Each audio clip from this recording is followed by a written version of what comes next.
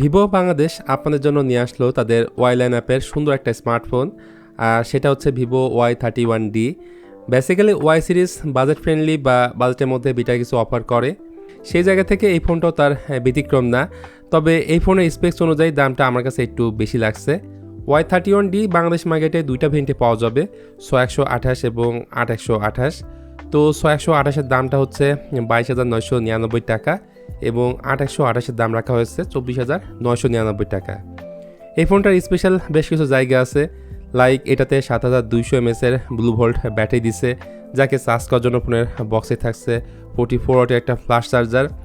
অন্যদিকে SGS 5 star drop resistance military grade certification রয়েছে এটার মধ্যে, যার জন্য এই ফোনটা যথেষ্ট ডিউরেবল হবে। এছাড়াও বেশ কিছু ইউনিক বিষয় তো অবশ্যই আছে, সেই সঙ্গে কমতির জায়গা কিন্তু এই ফোনটার মধ্যে আছে। তো সব কিছু মিলিয়ে ভিভো Y31D বর্তমানে প্রিবুক চলছে, আর প্রিবুক করলে ভিভোর পক্ষ থেকে আপনারা এক্সক্লুসিভ গিফট পেয়ে যাবেন। তো হোয়াইট কালারের বক্সে পাবেন বিউটিফুল একটা স্মার্টফোন, এরপর সিলিকন একটা ব্যাক কভার, ভিভোর user manual, type A to type C cable, 40 ওয়াটের একটা ফ্ল্যাশ চার্জার এবং সিম এজেক্টর পিন। মূলত এগুলোই থাকবে ফোনের বক্স কন্টেন্টে। দেশের মার্কেটে এই ফোন দুইটা কালার ভেরিয়েন্টে পাওয়া যাবে, একটা হচ্ছে স্টারলাইট গ্রে, যেটা একদমই সাদামাটা, তবে অন্য যে কালার তাতে একটু ভিন্ন স্টাইলে প্যাটার্ন ব্যবহার করা হয়েছে এবং দেখতে অনেক বেশি সুন্দর। এর সাইড ফ্রেম বলুন কিংবা রিয়ার প্যানেল সবটা হচ্ছে প্লাস্টিক, বাট ক্যামেরা মডিউল কিন্তু মেটালের। তবে বিল কোয়ালিটির জায়গা থেকে ফোনটা যথেষ্ট ডিউরেবল, কারণ এই ফোনে SGS 5 star drop resistance military grade certification রয়েছে এটার মধ্যে। তারপর এই ফোনে IP রেটিং হিসেবে থাকছে IP69+ রেটিং, অর্থাৎ আপনি আন্ডার ওয়াটার ফটোগ্রাফি কিংবা ভিডিওগ্রাফিও করতে পারবেন। রিয়ারে রয়েছে দুইটা ক্যামেরা, একটি LED ফ্ল্যাশ লাইট, তার ঠিক নিচে রয়েছে ডাইনামিক লাইট, যেটা ইনকামিং কল, নোটিফিকেশন, ব্যাটারি লো এবং চার্জিংয়ে লাগিয়ে রাখলে এটা জ্বলতে থাকে। ডিভাইসটির উপরের দিকে পেয়ে যাবেন নয়েজ ক্যান্সেলেশন মাইক, ডুয়েল স্পিকারটা এই ফোনটার মধ্যে নাই। ডান পাশে আছে volume rocker plus power button, অন্য পাশে আছে সিম কার্ড স্লট, যেখানে শুধুমাত্র দুইটা ন্যানো সিম কার্ডই আপনারা লাগাতে পারবেন। আর নিচের দিকে আছে primary mic, type C port এবং স্পিকার গ্রিল। এখানে একটা জিনিস হয়তো খেয়াল করছেন, 3.5 মিলিমিটার হেডফোন জ্যাকটা এটার মধ্যে নাই। এছাড়া ফোনটার থিকনেস হলো 8.39 মিলিমিটার এবং 219 গ্রামের আশেপাশে হচ্ছে এটার ওজন। কারণটা হচ্ছে এর ব্যাটারিটা হচ্ছে বিশাল 7200 mAh একটা ব্লু ভোল্ট ব্যাটারি এবং ফোনের বক্সে থাকছে 44 ওয়াটের একটা ফ্ল্যাশ চার্জার, যেটা দিয়ে এই ফোনটাকে 50% চার্জ করতে প্রায় 43 মিনিটের মতো সময় লেগে যাবে। সাথে রিভার্স প্লাস বাইপাস দুই ধরনের সুবিধা আপনারা এই ফোনটার মধ্যে পাবেন। এমনকি ভিভো এই ফোনটাতে 6 বছরের ব্যাটারি হেলথ গ্যারান্টি দিচ্ছে, অর্থাৎ 6 বছর পর্যন্ত আপনি কিন্তু ধুমায়ে এই ফোনটা ইউজ করতে পারবেন। যাই হোক, এই ফোনটার সামনের দিকে আছে 6.75 ইঞ্চের একটা HD+ রেজুলেশনের একটা IPS LCD প্যানেল, যার রেজুলেশন হচ্ছে 1570x720 পিক্সেল। এখানে 120 হার্জের রিফ্রেশ রেট আছে, সাথে আছে 1250 নিটস পিক ব্রাইটনেস এবং লো ব্লু লাইট সার্টিফিকেশন। এমনিতে সামনে থেকে দেখতে এই ডিসপ্লেটা ভালোই লাগছে IPS সত্ত্বেও, যদিও লোয়া চেনটা একটু মোটা।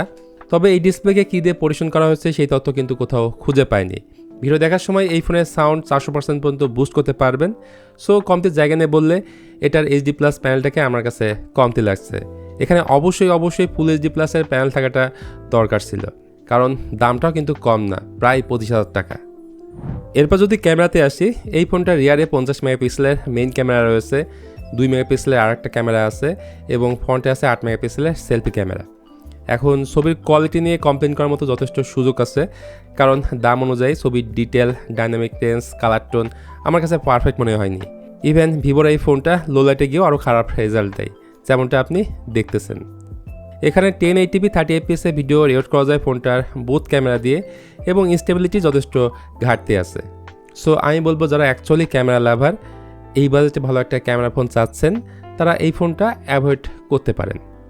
ভিভো Y31D-তে পরিচয় হিসেবে থাকছে কোয়ালকম স্ন্যাপড্রাগন 6S Gen 2, যেটা মূলত 6 ন্যানোমিটার আর্কিটেকচারে বিল্ড করা একটা 4G প্রসেসর।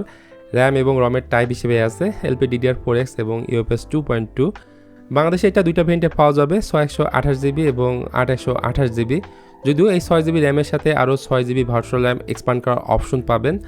আর অপারেটিং সিস্টেমে ভিভোর এই ফোনটাতে এবার কিন্তু থাকছে Origin OS 6 based on latest Android 16। এটার ইউআইটা অনেকটা আইফোন স্টাইলের, খুবই ক্লিন, তেমন একটা বাগবল্যকের দেখা আপনি পাবেন না। আশা করি লং রানে গিয়েও ভালো একটা রেজাল্ট পাবেন। আর এই কারণেই অপটিমাইজেশনে ভিভোকে আমি সবসময় এগিয়ে রাখি। তাছাড়া যারা গেমার প্রচুর গেম টেম খেলেন তাদের জন্য আলাদা একটা অপশনে দিয়ে রাখছে ভিভো গেম বুস্ট মোড, সেটা অন করে নিলে স্মুথভাবে আপনি গেম খেলতে পারবেন। আর এটাতে যেহেতু বাইপাস চার্জিংয়ের সাপোর্টটা আছে, আপনি সরাসরি চার্জিংয়ে লাগিয়েও গেম খেলতে পারবেন। সো এটাও কিন্তু একটা ভালো দিক যারা গেমার। তো সব কিছু মিলিয়ে ভিভো Y31D এই ফোনটার ভালো এবং খারাপ দুইটা সাইডে আমি আপনাদের সাথে শেয়ার করছি।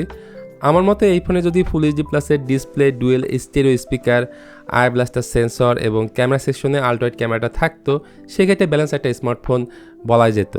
তারপর এই ফোনটা আপনাদের কাছে কেমন লাগলো সেটা অবশ্যই জানান কমেন্ট করে। ভিডিওটি ভালো লাগলে please it the like button, share করতে পারেন আপনার বন্ধুদের সাথে। আজকের ভিডিওটা এ পর্যন্তই, সবাই ভালো থাকবেন, দেখা হবে অন্য কোনো টপিকস নিয়ে খুব তাড়াতাড়ি।